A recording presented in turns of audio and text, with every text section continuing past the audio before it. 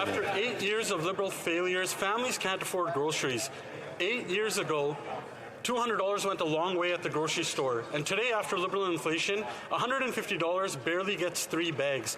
Not only are the Liberals going to take more in taxes, they're going to drive up the cost of groceries when they triple their failed carbon tax. 1 in 5 Canadians are already skipping meals. Imagine how much worse things are going to get.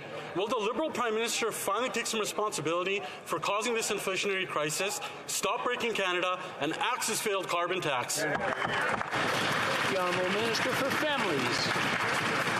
As everyone in this House knows, as of January, fees for childcare have been reduced 50% across the country. Exactly. And I asked families to tell me what that means to them. So let me give you some examples.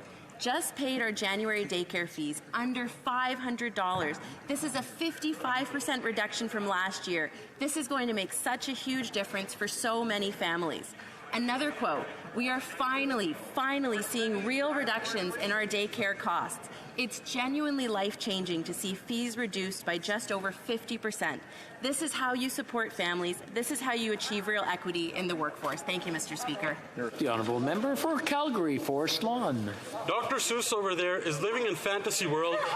What the Liberal government really should be focused on is the price of corruption. Like $15 billion going to Liberal insiders on cushy contracts, thousands of dollars going to ministers' besties, and thousands going to racists like Laith Maruth. Random Liberals like Bill Knowmore and Mark Carney also agree they overspent and pile-drove Canadians with inflation. Will they finally take some damn responsibility, rein in their spending, and axe their failed carbon tax? The Honourable Minister for Families.